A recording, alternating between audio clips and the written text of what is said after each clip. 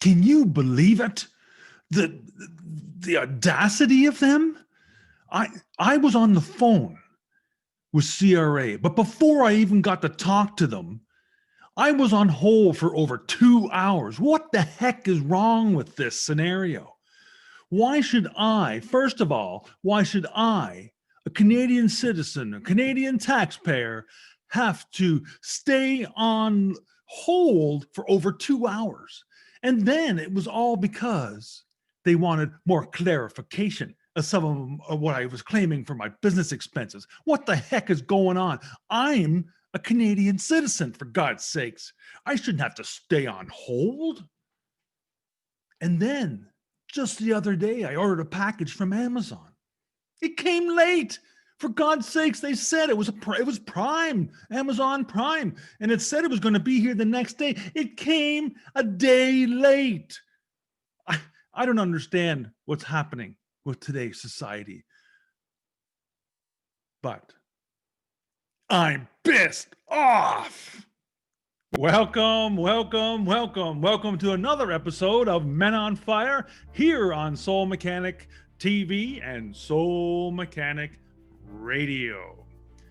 You know, the last two scenarios that I just discussed with you and made like I was mad about are true, actually, but I wasn't really upset.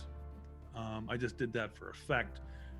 But you know, I've entitled this episode, What Are You Entitled To? And so many times we feel entitled that we should have this super service or get things we want, no matter what the conditions are. And you know, and sometimes when we pay for something, like for example, Amazon, they promised 1-day delivery, you know, it's a little bit rightly so. Why didn't I get that? Why did I have to stay on hold for so long with the Canadian Revenue Agency? I don't know. I guess it could be something to do with COVID, but you know, you have the right to feel a little bit miffed about some of those things when what was happening wasn't the norm, right?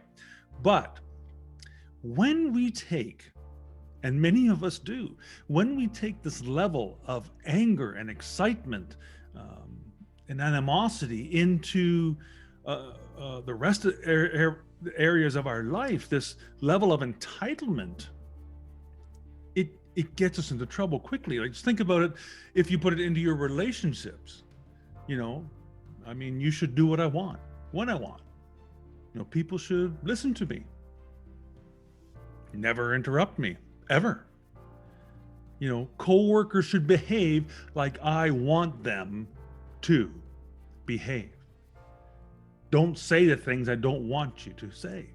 Matter of fact, don't even speak up at all. You just do my bidding. That's what entitlement screams when you have that attitude. And it goes, let's say, into even your physical health. I'm entitled to feel great. Why shouldn't I be entitled to feel great? No matter what kind of crap I shove in my mouth, whether it's 12 bags of chips and 5 hot dogs, a bunch of beers or Cokes, it doesn't matter. I should feel healthy, right? And so what? So what if I lay on the couch for 8 hours during the day and then get up and eat supper and then go to bed and I wonder why I can't sleep? But I should be entitled to feel good, shouldn't I? I mean, I watch everything on TV and they look great. They look in shape, they look happy, go lucky. There's all these ads for these medications that, you know, with only 655 side effects, but, you know, maybe I could take some of those, make me feel good again. You know, and then we want to blame others. This is always the thing, right? It's never our fault. And when we get this sense of entitlement, we start to feel angry and then pouty inside, like we're just, you know, crying for ourselves, how bad we have it, right? So we feel angry, want to blame it on somebody else, anybody except us, actually. That guy at work, your boss, your wife. I don't know, sometimes some things that aren't even ethereal. They're God or the universe. It's their fault. I'm going to blame the universe. They didn't give me what I wanted when I either prayed for it or I visualized for a week straight for 2 hours a day. How come I didn't get what I wanted? I'm blaming the universe because it's not my fault. It can't be my fault. So do you see how this entitlement, this whole entitlement thing can throw us off track? And it's as if we think that maybe when we throw a big tantrum that we're not getting what we want, that some obscure force in the universe will see us. Oh, look at Mike down there on Earth. He's upset because he didn't get what he wanted. Let's help him. Just because I have 6 million gajillion other universes to look after, I better help little old Mike. He's in a tantrum. No, it never works. And not that you aren't deserving or worthy. You are deserving and worthy of everything, absolutely everything that is to be had in this universe. You know, it's totally fine. None of us are not guilty of this. We've all been through this before and had these feelings.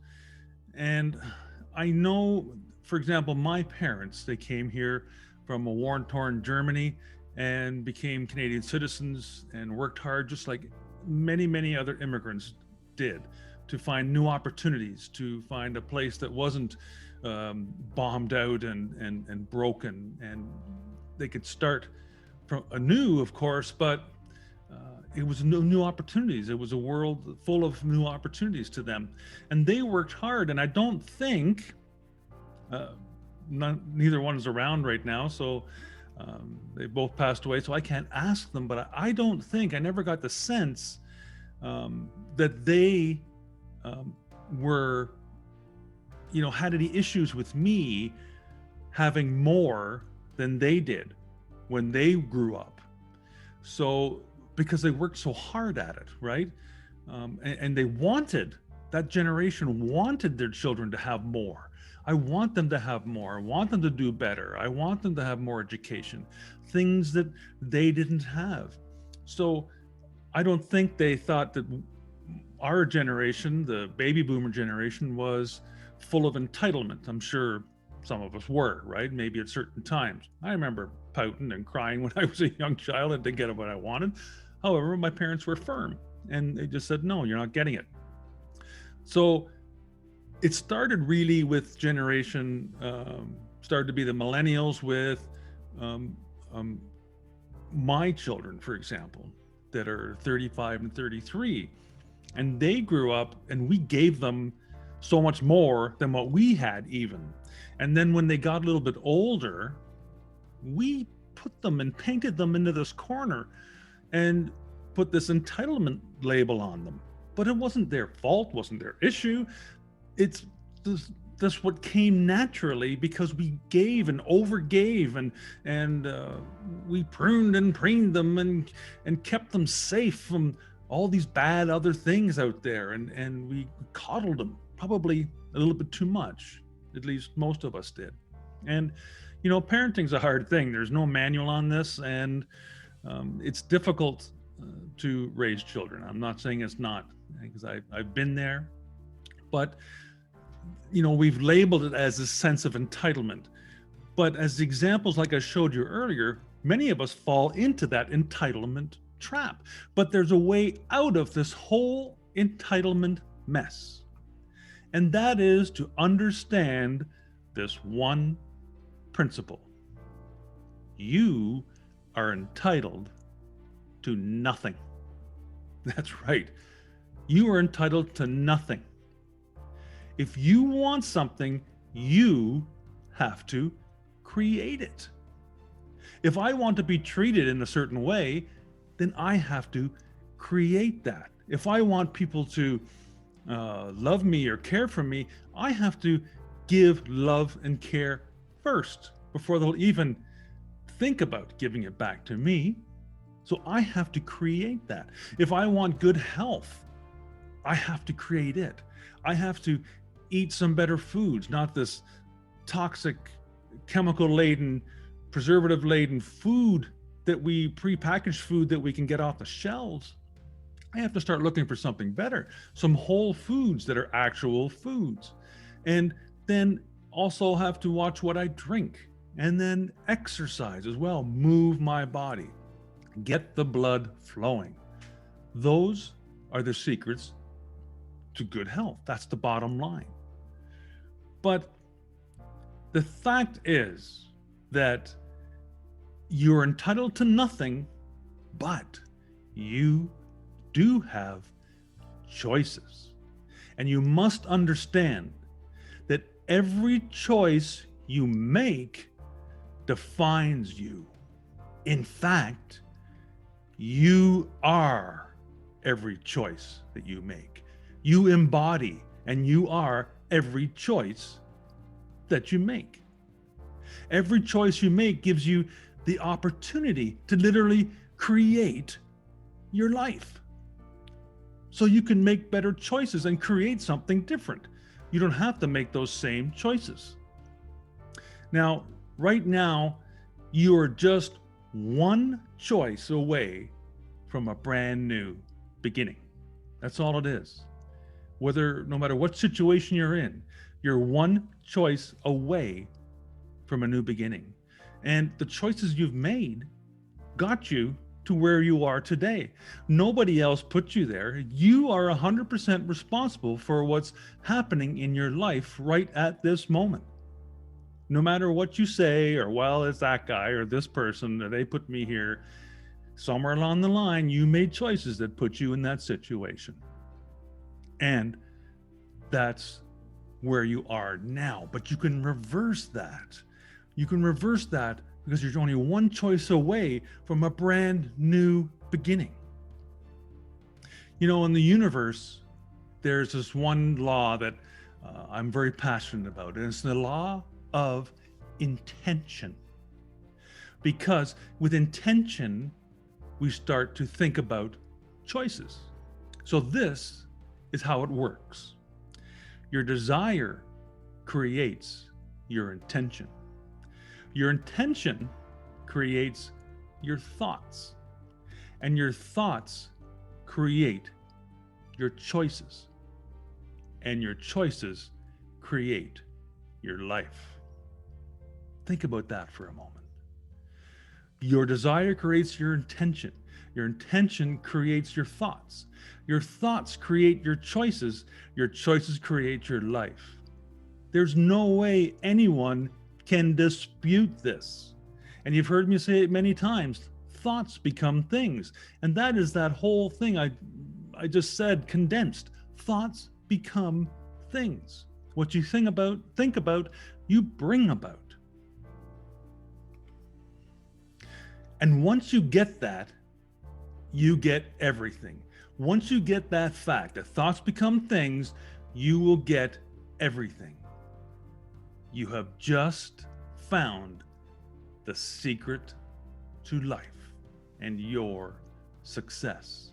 This law of intention, you have just found the Holy Grail. That's right. This is the secret to your success. You can change your life. You're one choice away.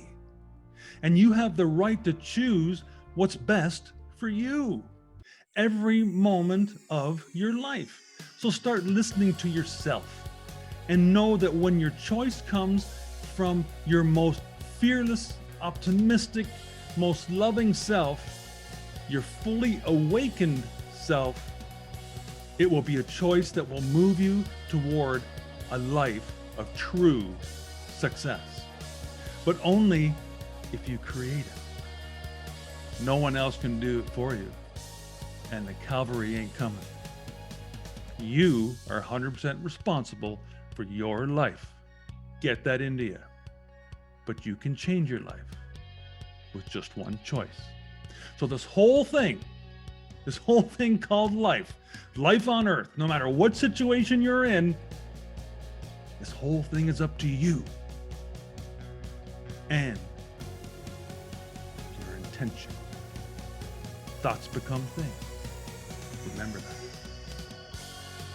Thank you so much for tuning in today's episode. I hope I served you. I hope this message served you. I hope you get something out of it. And hopefully you will start to put this law of intention and thoughts become things into practice and be able to make choices that serve you and realize your true success. Thank you so much, and we'll see you again very, very soon. Bye for now.